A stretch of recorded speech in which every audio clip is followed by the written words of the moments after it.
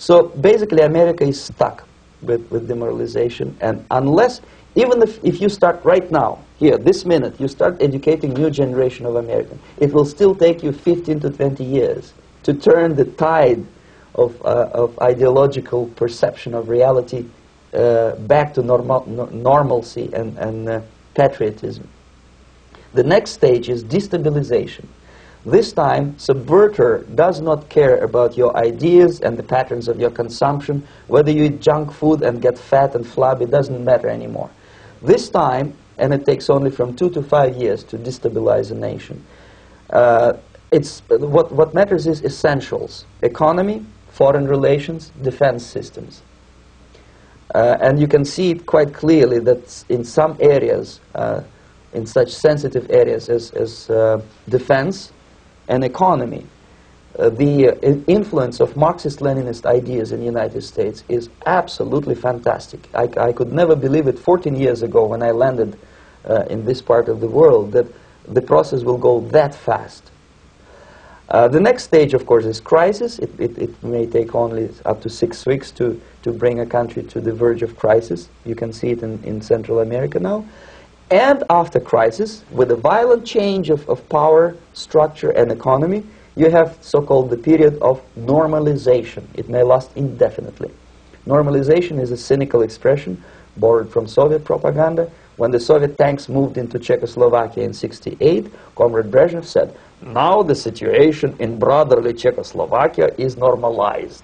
This is what will happen in the United States if you allow all these schmucks to bring the country to crisis, to promise people all kind of goodies and the paradise on earth, to destabilize your economy, to eliminate the principle of free market competition, and to put a big brother government in Washington, D.C., with benevolent dictators like Walter Mondale, who will promise lots of things, never mind whether the promises are fulfillable or not. He will go to Moscow to kiss the bottoms of new generation of Soviet assassins. Never mind. He will create false illusions that the situation is under control. Situation is not under control. Situation is disgustingly out of control. Most of the American politicians, media, and educational system trains another generation of people who think they are living at a peacetime. False. United States is in a state of war, undeclared total war against the basic principles and the foundations of this system.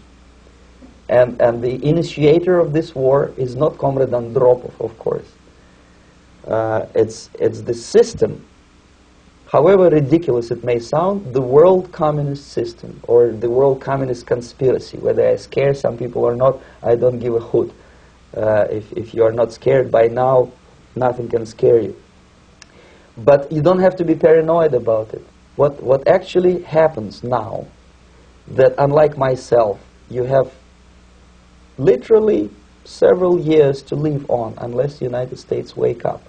The time bomb is ticking. With every second, the disaster is coming closer and closer. Unlike myself, you will have nowhere to defect to, unless you want to live in Antarctica with penguins. This is it. This is the last country of freedom and possibility. Okay, so what do we do? What is your recommendation to the American people?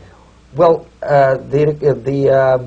the immediate thing that comes to my mind is, of course, there must be a very strong national effort to educate people in the spirit of real patriotism, number one. Number two, to explain them the real danger of socialist, communist, whatever, welfare state, big brother government.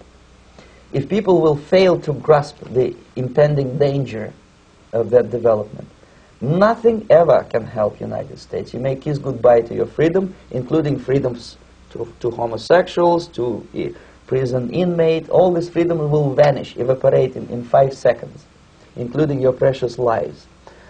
The second thing, the moment at least part of United States population is convinced that the danger is real, they have to force their government. And I'm not talking about sending letters, signing petitions, and all this beautiful, noble activity. I'm talking about forcing United States government to stop aiding communism.